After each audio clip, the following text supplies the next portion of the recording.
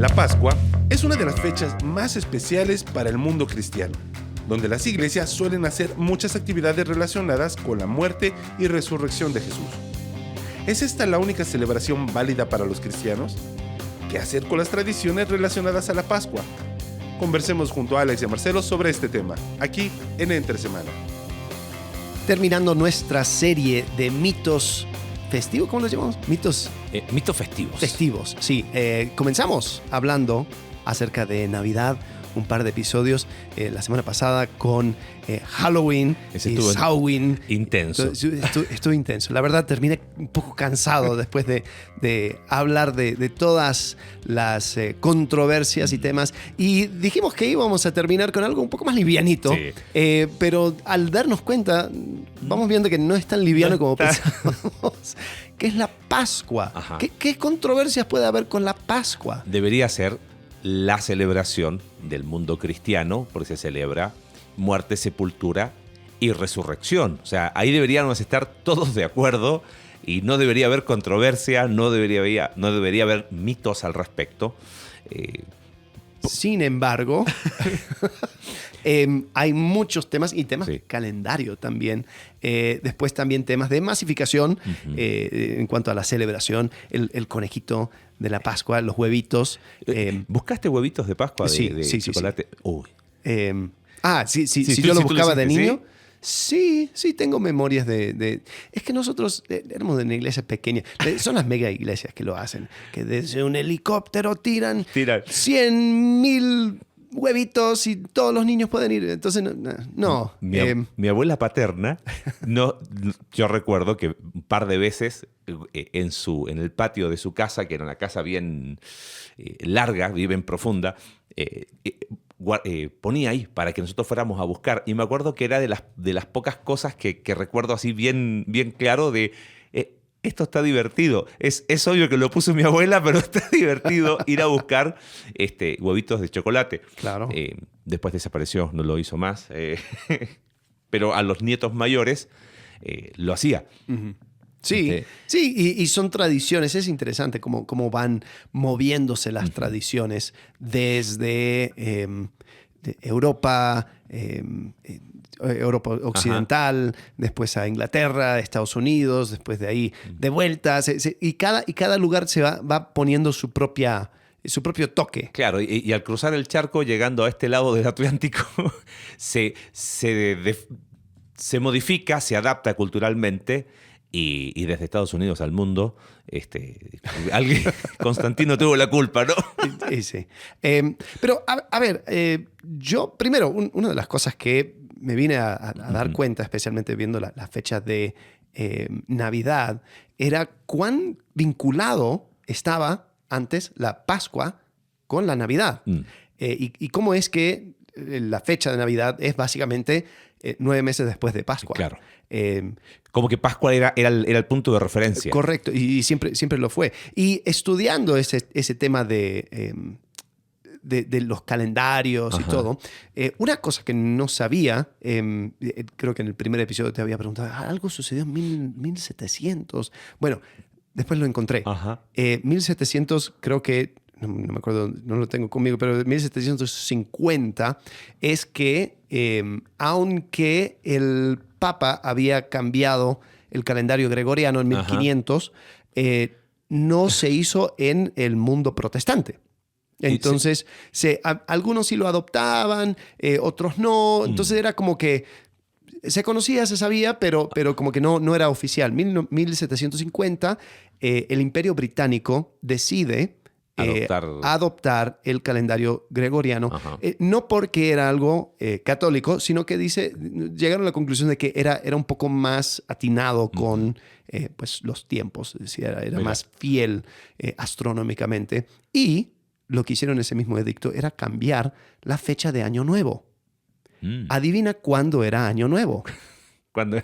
25 de marzo. Oh. Sí, se celebraba el Año Nuevo 25 de marzo, pero también eso armaba un lío porque los calendarios... Claro. ¿Cuándo era el año? No, que el año... Sí, pero Juliano, sí, gregoriano. Y cuando comienza el año, este es el año... Si quieren meterse en un agujero negro de esas que Señor. investigar, metas en tema de calendarios, calendario juliano, gregoriano, y ahí uno no sale más. Sí. O te vuelves loco o lo entiendes. Totalmente.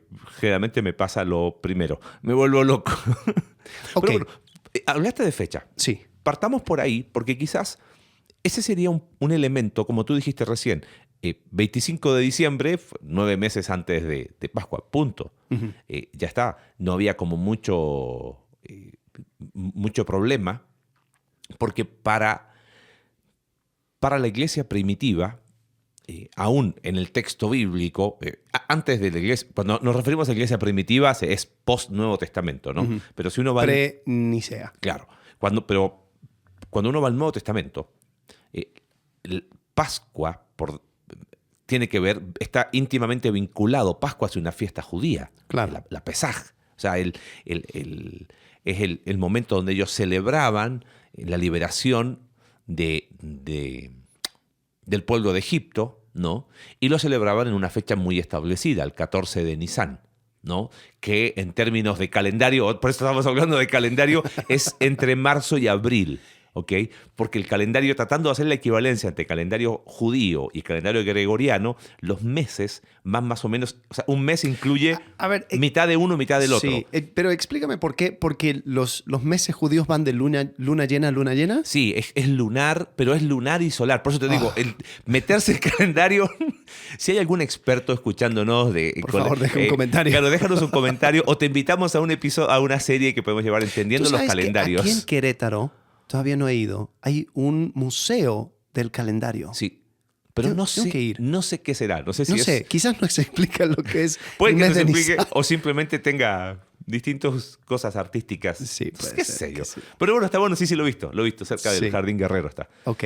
Entonces, el 14 de Nisan. De Nisan era la celebración Ahora, judía de Pascua. Ok, pero ¿cómo hacían? Porque 14 de Nisan puede ser una fecha que cae cualquier día del... Ujú.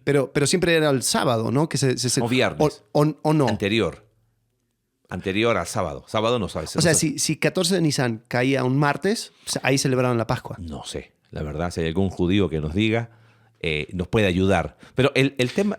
Yo he escuchado, Ajá. perdón, Sí, y sí. esto es simplemente una recolección vaga de alguna clase que escuché, que, o sea, parte era el tema de las fechas, porque si tú lees los evangelios, como que, pero ¿cuándo era el sábado? Y que se tenían que preparar para el sábado, pero si sábado no era sábado, o sea, como que querían bajar a Jesús de la cruz, pero Porque supuestamente no podían- murió viernes. Murió viernes. Pero ¿eso qué tenía que ver? Y lo que he escuchado era Ajá. que ese año, Pascua, cayó un sábado, lo cual no sucedía siempre, era como el gran sábado. Hay muchas teorías. Edersheim me habla algo del gran sábado y otros han dicho que había dos tipos de la celebración del Cordero Pascual, pero la razón por la cual querían sacar a Jesús era porque si lo dejaban, el día sábado era día de reposo. No podían hacer Ajá. nada el sábado. Entonces, adelantándose al sábado, el cálculo aproximado es que Jesús muere el viernes santo, 3 de la tarde, antes de las 6 de la tarde, porque el viernes a las 6 de la tarde Ya empezaba el el día Shabbat. de reposo, el Shabbat, y ahí lo entierran. Otra, pensando en calendario, he escuchado iglesias y he leído artículos que es imposible que haya muerto un Viernes Santo porque la Biblia dice 3 días y 3 noches. Y les explican, mira, la forma judía de contar un día es que si tú, qué sé yo, empezabas algo a las 23 horas, bueno, los judíos contaban de 6 a 6, pero a las 5 supongamos... de la tarde. Claro, a las 5 de la tarde, eso ya, aunque sea Un día. una hora, se contaba como un día completo. Y dice, no, porque literal dice 3 días y 3 noches. Pero esa es una forma poética de hablar de un día completo. Y un día completo para un judío podía incluir una hora. Aún si tú crees que Jesús murió un jueves, ahí al final es como... Bueno, pero terminamos desenfocados Sí. de la esencia, pues. Claro. ¿No? Pero el Y- domingo fue en la mañana, no en Claro. la tercera noche. Por eso, porque día y noche no tiene que ver con 3 días y 3 noches literales, Ok. sino día y noche es una forma de decir un día. Y un día, a la cuenta judía, podía ser una hora de un día. y nada más. Ok. Viernes, el sábado empezaba el viernes a las 6 de la tarde y terminaba el sábado a las 6 de la tarde. Domingo, por lo tanto, empezaba sábado a las 6 de la tarde y terminaba domingo a las 6 de la tarde. Entonces, el domingo que resucitó ya era domingo. Ok. Bueno. ¿Sí? Yo No. no voy a aclarar que oscuro es. No, pero mucho de ese tema tiene que ver, pero ¿por qué dice 3 días y 3 noches? Claro, sí. Pero no, el decir 3 días Sí, pero la tercera noche. es que no son 3 noches. Ok. O sea, Decir lo de día, 3 y días, noche día y noche. es como nosotros Claro, decimos, un día. 24 horas. Sí, ajá. ¿Viste? Sí, sí, es sí. una forma, es una expresión... Como en Génesis, día y noche fue el primer día. Ándale. Día y Pero, noche fue pero, claro, pero la cuenta judía, día y noche, que vendría a ser equivalente a un día, claro. puede incluir, contando un solo día, una sola hora de un día, ya se contabiliza como un día completo. Esa es la Y la manera de explicación. decirlo era un día. Un día y una noche, claro, día y Ajá. noche. Por eso son 3 días y 3 noches. O sea, Claro. 3 días completos. Ok. Ok, pero ¿dónde están las 3 noches? No, otra vez. Pero un día completo puede incluir una hora, ¿no? Algún matemático bíblico que también nos ayude con la contabilización. Pero Ok, pero hubo una controversia. hubo una controversia en la iglesia primitiva porque le llamaron a esta controversia, la controversia, tengo el nombre aquí, De Pascua. cuartodecimanismo. Oh, ok. Por el 14º día. ¿Por qué? Porque ¿qué pasaba? La iglesia más... O sea, el 14 de Nisan. Claro, oriental, me refiero a Asia Menor, Turquía, toda esa zona, que tenía más vínculos, Líbano. claro, más vínculos con los judíos. Ellos decían, seguimos celebrando Pascua igual que el calendario judío, Ajá. 14 de Nisan. Entonces hablaban con su hey, Moshe, ¿cuándo es Pascua? Claro, entonces tienes razón, 14 de Nisan podía caer cualquier día. Ok. Ahora me acordé. Entonces, ¿qué pasaba? La iglesia primitiva ayunaba previo a la Pascua. Ok. Entonces, Esta es la cuaresma. era parte de la... ¿Eran 40 días?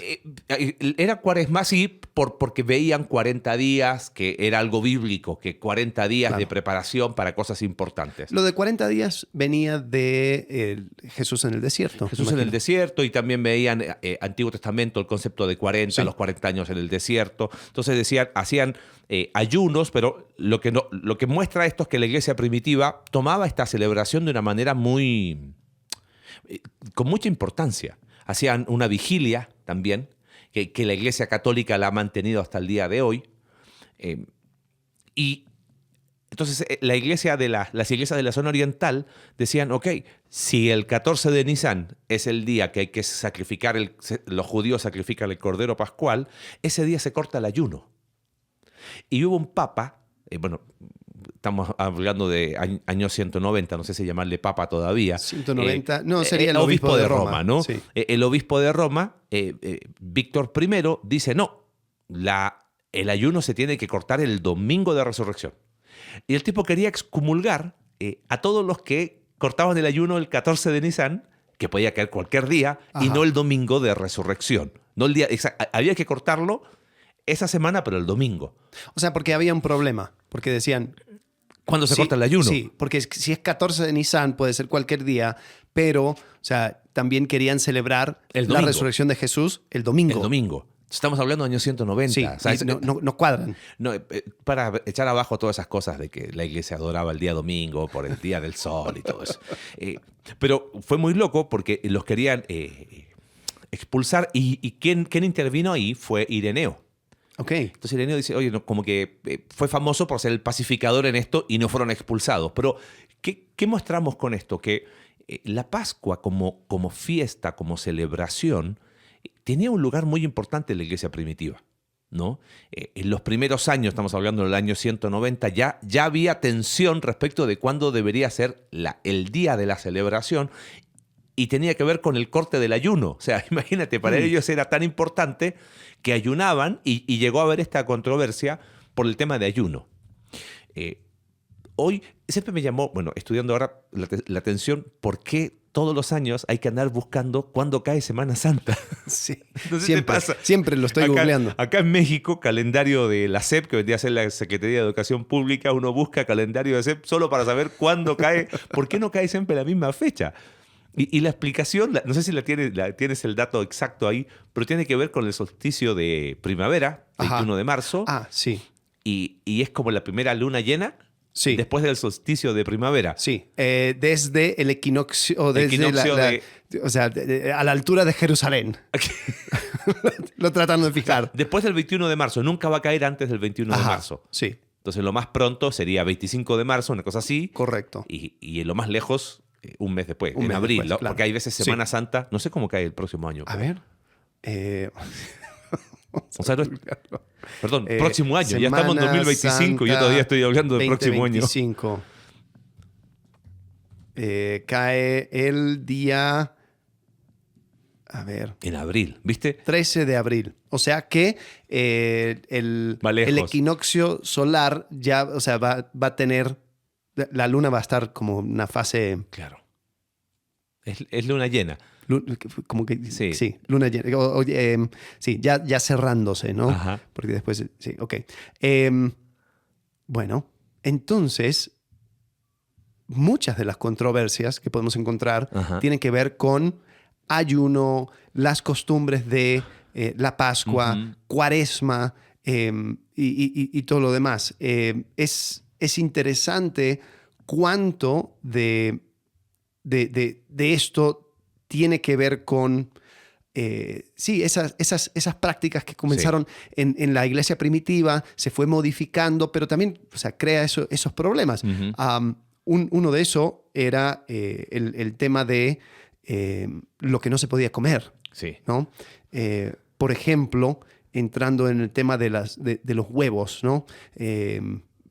El huevo, muchas personas dicen, oh no, sí, los huevos de Pascua son del diablo. Son del diablo, es un símbolo pagano porque hay paganos que usaban el huevo y representaba la vida y todo. Y la verdad es que, primero, nadie sabe de dónde viene la costumbre. Sí, es raro, ¿no? Siempre le echan la culpa a algún alemán. No sé si te diste cuenta. Bueno, pero es que los alemanes sí eran... Ok, espera. Si no fue Constantino, fue un alemán. Si quieres meterte por esa línea. Esa línea, ahí podemos hablar. Tengo algunas cosas que estuve viendo. Pero una de las explicaciones tiene que ver con Cuaresma. Porque no se podía comer huevos durante la Cuaresma. Entonces, ¿qué se hacía con los huevos? Porque no le puedes decir a las gallinas, hey, claro, dejen de poner, porque es Cuaresma. Entonces, ¿qué hacían? Lo hervían. Así se guardaba el huevo. Se podía preservar más tiempo. Entonces, ¿cuándo es el día que puedes comer todos esos huevos hervidos que tuviste 40 días almacenando? El día de Pascua. El día de Pascua. Entonces, ¿qué se termina asociando con la Pascua? Pues el huevo. Y súmale a eso que sí, se fueron desarrollando diferentes costumbres en diferentes lados de teñir el huevo, diferentes colores. Algunos lo tiñen un rojo por la sangre de Cristo, otros le metían otros colores. Entonces, especialmente en Europa del Occidente, se fue formando esa costumbre de decorar los huevos. Pero mucho tenía que ver también con Cuaresma. Ahora, de que hay algunas antiguas religiones o creencias paganas que usan el huevo para algún símbolo, sí, pero es algo que viene de la naturaleza, claro. Entonces definitivamente lo van a estar usando para significar diferentes cosas. Pero esa explicación era la que más cuadró. Ajá. Y así nos evitamos que los huevos de Pascua son del diablo, y si le viste los colores que tienen y cualquier cosa que inventan. Pero hablando de eso, hay una costumbre que está muy arraigada acá, al menos en nuestro México, que sí es conocida, que la practican los católicos durante la Cuaresma, y es que durante la Cuaresma no comen carne el miércoles de ceniza, el Viernes Santo y todos los viernes precedentes desde que empezó la Cuaresma. Uh-huh. Cuando me di cuenta que era una práctica, cuando voy a comer, en serio, estaba poquitos meses acá. Ajá. Y paso a comer gorditas de maíz quebrado, ajá, fritas con, ¿cómo se llama este? Se me olvidó el nombre. que llevan carne de las carnitas. Se me olvidó ahora con... ya se me voy a acordar el nombre. Las gorditas que llevan carne... Migaja, con migaja, claro. Entonces pedí mis gorditas con migaja y me dicen, no, hoy no vendemos gorditas con migaja. Para los que no son mexicanos, la migaja es lo que va quedando de una preparación que se hace acá del cerdo y son literalmente migajitas de carne de cerdo. Ajá. Que la ponen sí, terminan tostadas. Claro, tostaditas y se colocan ahí en las gorditas de... Al menos estas eran de maíz quebrado. Claro. Y yo, ¿cómo no hay de migaja? No, viernes de Cuaresma. Yo... Como que no caía que cómo no iban a vender. Y sí, los viernes no son todas, pero muchas taquerías de viernes de Cuaresma cierran. Hay algunas que no, ya sé cuáles son, entonces las tengo identificadas porque los días viernes es viernes de tacos. Taquerías protestantes. O son católicos no practicantes, ¿no? Porque viernes es viernes de tacos. Pero ahí me di cuenta que es algo muy arraigado y eso también hace que los precios de pescados y mariscos en esas fechas suben mucho porque como que es raro, le preguntas, yo estuve checando algunas cosas. Una de las arquidiócesis en Estados Unidos, en un sitio oficial de la Iglesia Católica, decía que no es una ley impuesta, pero que mejor que la practiques, ¿ok? Y que el pescado, como es otro tipo de animal, no hay ningún problema, pero que la razón es abstenerse de carne para recordar en ese día que Jesús, que Él entregó su carne por nosotros. Entonces tú entregas tu carne. Claro, la carne de abstenerme de comer tacos. Tanto Jesús como yo vamos a entregar la carne. Bueno, algo interesante es que si querías comer castor un viernes de Cuaresma, no tendrías problema. En el siglo XVII, basándose en una pregunta formulada por el obispo de Quebec, la Iglesia Católica dictaminó que el castor era un pez ante las leyes alimenticias. Eso es 100% real.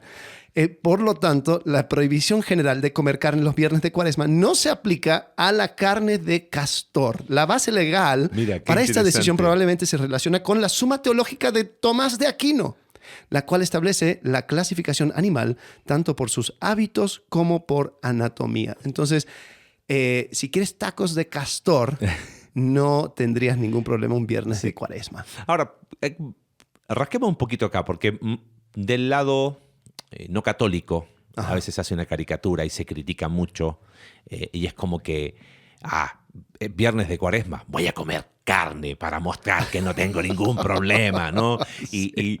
Y es como que... Sí, ok. Con esto de Pascua y todo lo que pasa alrededor, sí.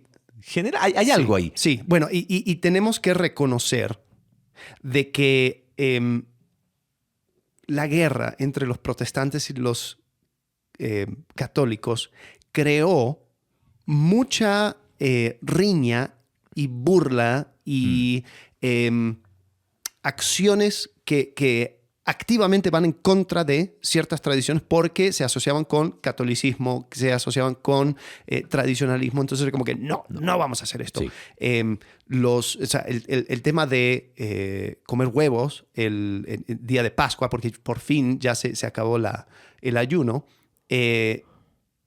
terminó haciendo que algunos protestantes digan, que ni siquiera se fríe un huevo el día de Pascua, porque eso es muy católico.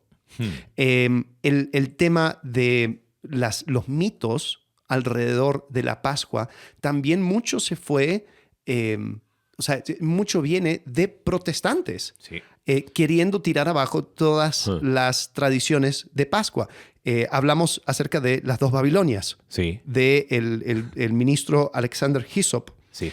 En su tratado, Hyssop conecta la palabra Easter, que así se llama en inglés, con la diosa babilónica Ishtar. Y dice, ¿ves? Estos católicos andan adorando a una diosa babilónica. Entonces él lo hace tratando de tirar abajo la Iglesia Católica, pero mete dentro de eso las tradiciones pascuales. Entonces tenemos que reconocer que han sido cientos de años de riña, digamos, y ahí es donde algunos de esos mitos también nacen. Y Pensando en lo que tú decías de ¿cómo es? Esta guerra que se da, lo hablamos un poco cuando, sí lo mencionamos, cuando hablamos del amplio espectro de la cristiandad. Ya no me acuerdo cuando hablamos de, sí, posreforma, o sea, Sí. que se llega a dar una guerra al final en Europa.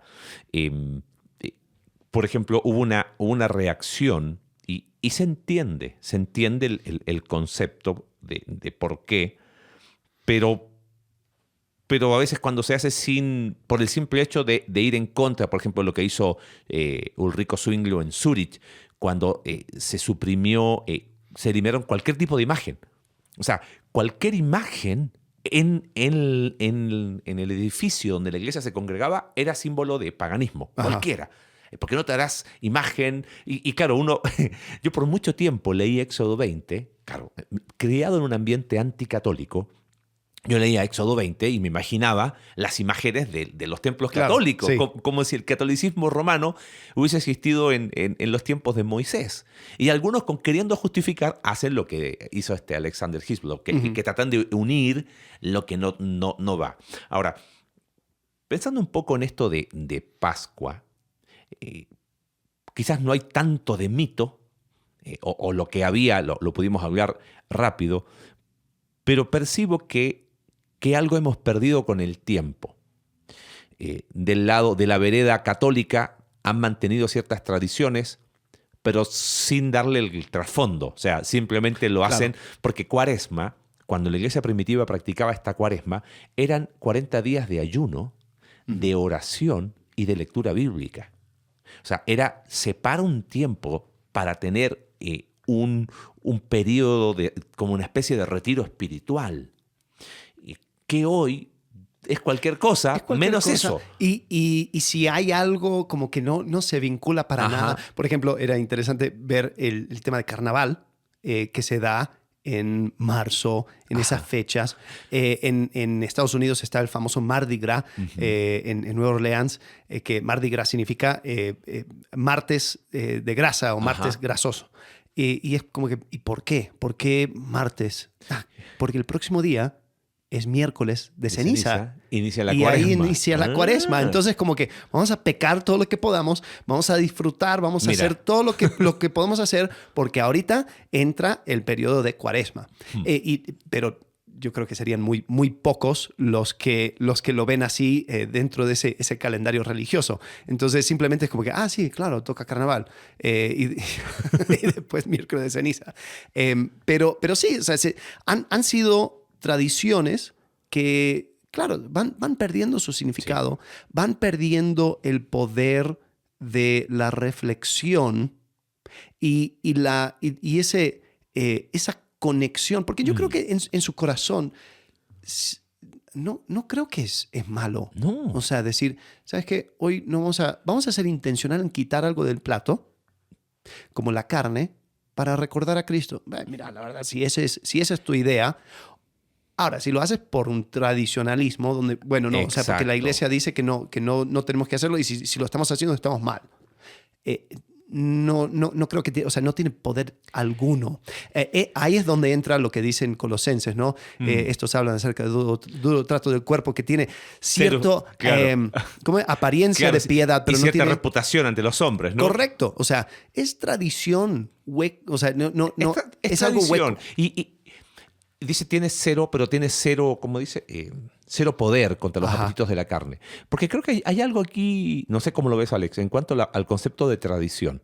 Otra vez, a veces en este anticatolicismo, cualquier cosa que huela a tradición es malo. Y creo que el problema con la tradición es cuando la tradición se le añade un poder o se le da un estatus que no debe. Y creo que ese es el error del catolicismo romano. Lo leí en no recuerdo cuál Biblia era, pero que hablaba, ¿viste? Tenemos la Santa Biblia y explicaba, y la tradición. Y ellos le dan un valor a la tradición del mismo peso. Pero a veces en ese anhelo de diferenciación, los cristianos evangélicos tienen cero tradiciones. Y creo que ahí hemos perdido algo. Ahora, la tradición en sí no tiene un poder. Si la vas a guardar o vas a mantener una tradición como el poder de algo, está mal. En nuestra iglesia en Chile celebramos por años el culto de resurrección. Y muchos dicen que tiene que ver, que es de las pocas tradiciones cristianas, evangélicas, protestantes que tenían. Y me acuerdo que era temprano y era muy lindo. Lo pudimos hacer en nuestra iglesia, queremos este año volver a hacerlo. No lo hicimos el año pasado porque el último año se desbordó. Sí. Estamos viendo algunas ideas de cómo hacerlo este año, pero es una linda oportunidad de celebrar, y creo que la primera vez que lo hicimos, para los que pudimos compartir acá en nuestra iglesia en Conexión Vertical, para muchos de ellos nunca habíamos estado en una reunión tan temprano. Es más, descubrieron que el domingo podía durar más porque eran las 9 de la mañana y todos estábamos en nuestras casas. ¿Y ahora qué hacemos? Pero, ¿ves? Ahí hay una tradición linda. Sí. De celebrar la resurrección. Y claro, es un acto intencional. Exacto. En el año donde dices, ¿por qué estamos haciendo esto diferente? Por ¿No? esto. Que vamos a celebrar. Sí. Entonces, tradición no es algo malo cuando se le da el lugar que debe. El problema es cuando se le quiere añadir un valor que no tiene, o cuando se cumple, se hace pensando que tiene un poder. Y si nos olvidamos de lo que es. O sea, la iglesia primitiva practicaba esta cuaresma, que eran esos 40 días de ayuno, de oración, de lectura bíblica. Hay algunos documentos que hablan de una vigilia que se hacía de sábado para domingo, y se celebraban bautismos inclusive en las noches, porque decían, como el bautismo simboliza muerte, resurrección, se celebraban bautismos. Oye, buenísimo. Ahora, el problema fue cuando eso se perpetuó como ley y se empezó hasta a cobrar por eso. Ahí está el problema, ¿no? Pero creo que pensando en Pascua, hoy por hoy, lamentablemente, si uno piensa en Semana Santa, al común es vacaciones. Ajá, sí. Entonces, Sí, algo porque no... hablan de... Oye, ¿y cuándo cae Semana Santa? Claro. Y uno, o sea, Para las ya le vacaciones. empieza a asociar con playa. Para las vacaciones, al menos acá en México, la SEP, la Secretaría de Educación Pública, da 2 semanas de vacaciones. En Chile es Viernes Santo, es viernes, sábado y domingo, no hay vacaciones. Inclusive las escuelas siguen normal. Yo recuerdo de niño sí haber tenido jueves libre y como que el miércoles ya estábamos. Pero acá son 2 semanas. Entonces, claro, hacer 2 semanas son muchas las familias que toman vacaciones. Ahora, por favor, no quiero que después nos lleguen mensajes. Oh, nosotros somos de los pecadores que nos vamos en Semana Santa. Mira, si es la mejor fecha para ti, tómala. El tema es, ¿qué pasó que la celebración que debería ser la más importante desde el punto de vista quizás teológico, ¿no? Hasta la pasamos por alto? Sí. Si tomas vacaciones, buenísimo. Y aún en tus vacaciones te animo a que ese domingo pueda ser un domingo diferente, especial. Pero creo que algo se perdió en el camino. Claro, claro. Bueno, dice Ronald Hutton, nuestro pagano favorito, en su libro Estaciones del Sol, acerca de la Pascua, hablando de las tradiciones del huevito de chocolate, el conejito. Dice, sin embargo, no fue hasta mediados del siglo XX cuando el huevo de Pascua de chocolate se fabricó en serie y se convirtió en el símbolo nacional de la fiesta. Encajaba perfectamente en el modelo ya conocido de conversión de una antigua celebración religiosa y comunitaria en otra centrada en la familia y, más concretamente, en los placeres de los niños.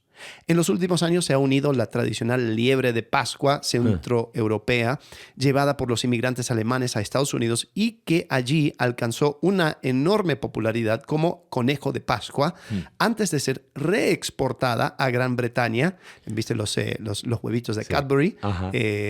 Muy, muy famoso en Gran Bretaña, pero eso fue, o sea, como que pegó el brinco. Y volvió. Sí, y termina diciendo, todo parece indicar que al igual que la Navidad, la Pascua se está convirtiendo rápidamente en una fiesta pública dedicada a intensas celebraciones privadas. Wow. Entonces, sí. Mira qué interesante. Ahí es donde, incluso él dice, o sea, un hombre pagano, literal, diciendo, esto antes tenía un significado comunitario, pero ahora es para que tú vayas, para que tú descanses, para que tú tengas tus cosas, o sea, tu celebración con la familia. Y donde el centro son dar placeres a los niños, no que el huevito de la Pascua. Y creo que estoy de acuerdo contigo, que eso no es el problema. No está mal dar algunas cositas, pero cuando eso se hace a expensas de lo que significa, ahí es donde sí creamos un problema. No me quiero ir donde... O sea, salir de los... A ver, recapitulo. En la serie le llamamos mitos festivos. Ajá. Y si algo no es un mito, es la muerte, la sepultura y la resurrección de Jesús. Es un hecho histórico. Inclusive iría más lejos porque hasta un historiador no cristiano reconocería la historicidad de la muerte. Y quizás te diría, bueno, la resurrección puede que no. Uno de los ateos más famosos, Bart Ehrman, así se pronuncia, que antiguo cristiano que hoy ataca tiene una posición muy interesante de ataque. Los alemanes siempre metiendo líos. Sí, ¿no? Pero este tipo dice que él rechaza la resurrección desde el punto de vista de las ciencias físicas, pero no puede ser rechazado por la ciencia histórica. Interesante. Entonces, ¿qué te dice eso? Que la evidencia histórica, porque la historia como ciencia se reconstruye a través de la documentación. Y si hay algo que está documentado, así pero fehacientemente, es la resurrección de Jesús. Claro. Hay un teólogo, Gary Habermas, para los que le interese el tema, quizás de los actualmente más especializado en el tema de resurrección y la confiabilidad histórica de la resurrección, para los que quieran profundizar ahí. Mi reflexión, quizás cerrando ahora, es, ¿no será que el problema con la resurrección es que nosotros le hemos hecho un mito? Sin decirlo, ¿entiendes? No creo que ningún creyente en su sano juicio te va a decir la resurrección de Jesús es un mito. Pero a veces vivimos como si no fuera, como si no fuese un hecho real, como, bueno, está bien, siempre la solución a todo es que Jesús resucitó. Y sí fue lo que transformó absolutamente a esos primeros discípulos, es lo que le dio sentido a la teología de Pablo. La piedra angular fue la resurrección de Jesús y sobre eso se organizó todo. Entonces, ¿hasta dónde hay como una... Sí, la resurrección. Y lo hemos dicho. Creo que lo recordamos en algún culto de resurrección, donde dijimos que qué tristeza que la resurrección de Jesús la recordemos solo en el culto de resurrección. Sí. Y hablar de cambio profundo, del camino de transformación para los que nos siguen en Entre Semana, hablamos de cómo la resurrección de Cristo es lo que nos permite vivir la vida, que es Cristo en nosotros, esperanza de gloria, porque Él resucitó. O sea, aún nuestra transformación espiritual está vinculada de manera profunda con la resurrección de Jesús. Entonces, creo que hay algo que se puede redimir de esta fecha de Pascua y de Semana Santa. Sí, y creo que también tenemos que reconocer de que así como hablamos acerca de Navidad, como hablamos de Halloween, hay un deseo muy fuerte de encontrar vínculos con la Pascua donde no hay. Sí, porque esto tiene sus orígenes paganos y es curioso, ¿no? Creo que lo hiciste para Navidad, lo acabo de hacer ahorita con ChatGPT, donde preguntas acerca de los orígenes. Y me puse a pensar, la inteligencia artificial es literalmente el zeitgeist, el espíritu de la era o de la época, porque lo que hace es que toma un montón de fuentes de internet y lo que sea y lo va comprimiendo y entonces eso es lo que te escupe. Y si tú preguntas, curioso, si lo preguntas en español, como que es un poco, ¿cuál es el origen de la Pascua? Te habla acerca de la resurrección de Jesús. Pero si hablas en inglés, pones Easter, siempre te tira algo de orígenes precristianos, orígenes paganos. Y como asumido. Como asumido. Como que todos saben de que pues esto tiene como que algo mucho antes. Estaba viendo, también investigando, hay una serie una serie de televisión que se trata de como que dioses modernos y aparece la diosa Ostara. y la diosa Ostara. Hay en el programa hay un diálogo entre ella y Odín, y Odín se está quejando. Dice, Ostara, ¿qué pasa? Antes te celebraban a ti y ahora celebran a Jesús. Jesús hizo todo, o sea, tú hiciste todo, pero Jesús se lleva la gloria. Qué mal. Y es interesante cómo no ya ha entrado en lo que se asume acerca de los orígenes. Ahora, simplemente no quiero dejar esto sobre la mesa porque lo estudié, entonces tengo que decirlo. Póngalo. Había una persona en Irlanda, bueno, las Islas Británicas, se llama Bede. Era un historiador de la iglesia, y él postula que en la primavera se celebraba una diosa llamada Eostre. Entonces, algunos dicen, Eostre, Easter, y dice, ¿de dónde viene Easter en inglés? Dice, si Pascua era la palabra, y Pesaj en hebreo, o sea, como que el latín y el español como que lo agarra un poco más fidedigno, ¿no? ¿De dónde viene Easter? Bueno, claro, tribus germánicos.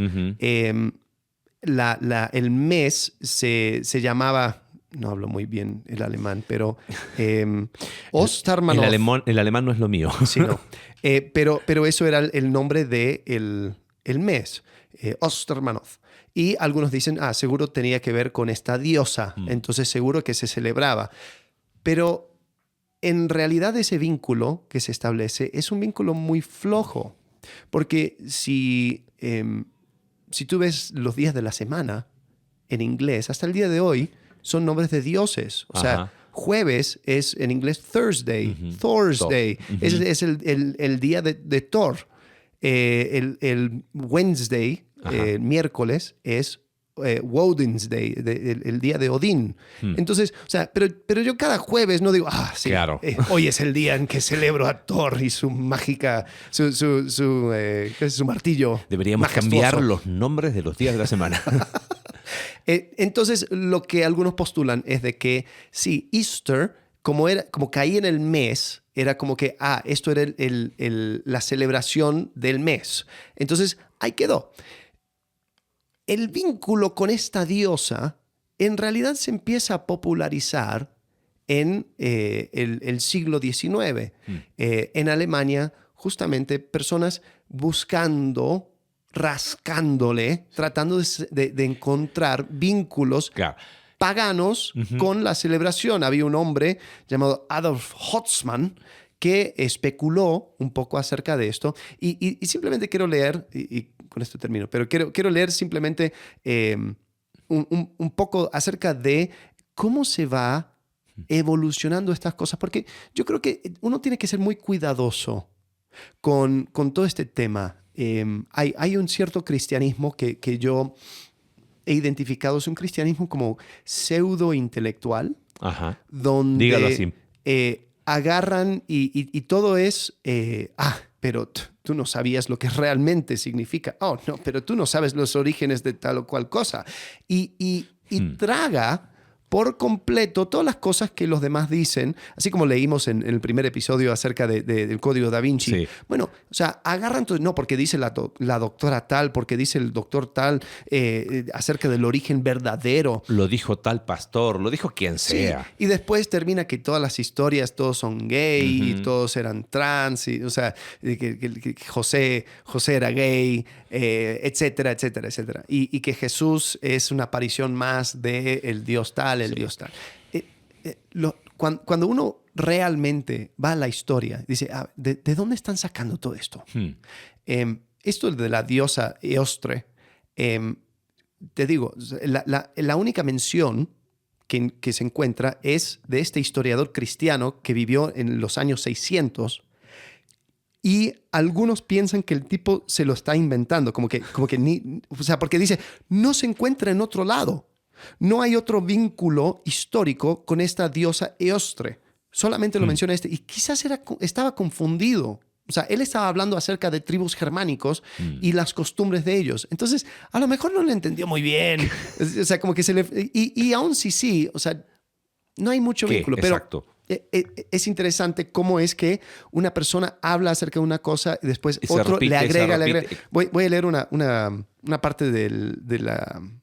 de Wikipedia acerca de Eostre, y está hablando de Adolf Hotzmann. Dice, Adolf Hotzmann también había especulado con que la liebre debió de ser un ave porque pone huevo. Él simplemente estaba diciendo, yo no entiendo esto de la costumbre del huevo, pero seguro que vino de Eostre, o de la liebre, porque la liebre seguro era el animal favorito de la diosa. O sea, Claro. andaba inventando. Haciendo vínculos para justificar, para llegar a un punto. Pero escucha cómo va evolucionando. Entonces, él especuló. Dice, la liebre debió de ser un ave porque pone huevos en el folclore alemán moderno.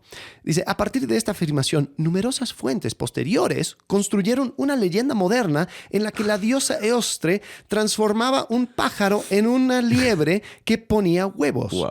En una respuesta a una pregunta sobre los orígenes de las liebres de Pascua, en el número 8 de junio de 1889 de la revista American Notes and Queries, se afirmaba, en Alemania y entre los alemanes de Pensilvania se regalaban en la mañana de Pascua conejos o liebres de juguete hechos de franela rellenos de algodón.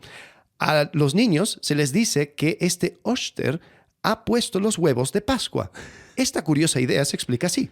La liebre era originalmente un ave y fue transformada en un cuadrúpedo por la diosa Ostara. Wow. En agradecimiento a Ostara o a Estre, la liebre ejerce su función original de ave para poner huevos para la diosa en su día festivo. Dice, según el folclorista Stephen Witnick, hacia 1900, muchas fuentes populares habían recogido la historia de Eostre y la liebre. Una de ellas describió la historia como una de las más antiguas de la mitología, a pesar de que entonces tenía menos de 20 años. Wow. ¿Te das cuenta? O sea, cuando la historia es muy conveniente, muy como que, oh, wow, dato curioso. Ahí es donde uno puede atribuir quizás una cierta intencionalidad. ¿Qué es lo que uno gana al tener esta mitología tan bonita empaquetada? Lo que haces es que diluyes la celebración original. Estás diciendo, ¿ves?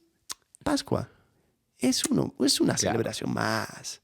Es igual que todos los paganos. ¿Ves los cuentitos? Mira, de ahí vino. Tiki, tiki, Y con los años se empieza a perder. Y creo que lo que dices, Alex, tiene que llamarnos la atención a poner mucho cuidado al predicador famoso de turno, al pastor relevante de turno, que te tire un dato sin su respaldo histórico. No, porque esto siempre vino de allá. Y uno lo asume como tal. Y así podríamos hablar de tantos... Estaría para una serie, ¿no? Mitos, no mitos, de que, no sé, que se le han atribuido al catolicismo y la gran ramera y esos vínculos así raros. Que tienen que ver con interpretación, pero que siempre tiran algo. No, porque siempre la iglesia creyó eso. Ajá. No, porque la iglesia primitiva creía esto. ¿De dónde lo sacaste? ¿De dónde? No, porque en tal tiempo tal persona dijo tal. Y ok, pero que lo haya dicho tal persona como el que acabas de leer, no significa que porque hubo un tipo hace 200 años atrás que se le ocurrió hacer conexiones que no habían, eso lo valida. Bueno, como de las dos Babilonias. Claro. O sea, el tipo lo sacó del aire. Simplemente, Easter, Ishtar. Amigo, ¿ves? Hislop es mencionado por un montón de teólogos. Sí, y Qué es muy vergüenza. desafortunado. Qué vergüenza, ¿entiendes? Entonces, es como que, espérame, creo que hacer esta serie a mí me ha llevado a eso, a tener vamos a... hasta a veces los mismos inconversos terminan siendo más fidedignos en la historia, como vimos lo del 25 de diciembre. Así que bueno, esperamos haber generado la discusión, la conversación sobre estos temas. Empezamos la próxima semana con serie nueva. Así que año nuevo, serie nueva, se viene la celebración de nuestro... Vamos a cumplir 6 años, amigo. Wow. Fin de enero. Se viene fiesta. Sí. Hay que hacer algo. No, ahí vamos a ver qué hacemos. Bueno, pero... con los $20 que tenemos de nuestros patrocinadores. Gracias por todos los que fielmente nos patrocinan. Gracias, tía Cristina. Vamos a pedir una pizza. Bueno, yo sé que lo decimos al final, pero en serio, o sea, tenemos proyectos, tenemos cosas y una de las maneras que medimos interés es también si Sí. quieres apoyarnos. Si quieres apoyarnos, está en la descripción. En la descripción. La forma de hacerlo. Sí, ahí está en vínculo. Lo decimos al final, pero pues, está bueno. Hubo personas que se interesaron y nos apoyaron para remodelar o para poner en mejores condiciones donde grabábamos. Sí. ¿Ok? Tendríamos que hacer una línea de tiempo. Lo hemos hecho de manera así espontánea, de grabar en la sala de tu casa, después en el closet de tu casa, después en un estudio de un amigo de la iglesia que tenía una cancha de fútbol detrás. Hoy podemos hacerlo en un lugar que da condiciones óptimas. Y fueron personas que ofrendaron para hacerlo. Entonces, tenemos ideas de poder. Nos han sugerido mucho por qué no lo hacen en video. A mí me gusta el video. El audio no me convence. Si los puedo ver, pero eso implica otro tipo de tecnología. Una cierta organización, un cierto gasto también. Si quieres ser parte de estas locuras, al cumplir 6 años. Bueno. Actualmente son 1,556 personas que nos siguen en Spotify. Wow. Entonces, y uno nos está apoyando. Así que sean 2. Para este año. Para este año podemos subirlo a 2. Bueno, seamos positivos, a 5. Muy bien. No, pero en serio, gracias y ahí nos vemos próxima semana. Hasta luego. Gracias por acompañarnos en un capítulo más de Entre Semana. Si quieres ser parte de este proyecto y apoyar financieramente para generar más recursos para tu crecimiento espiritual, en la descripción del episodio está el link para poder realizarlo. Recuerda que puedes seguirnos a través de nuestra página web icv.mx/entresemana y puedes enviarnos tus preguntas a entresemana@icv.mx y en X, entresemanacv. Ayúdanos a difundir este contenido dejándonos tu valoración en tu aplicación de podcast favorita.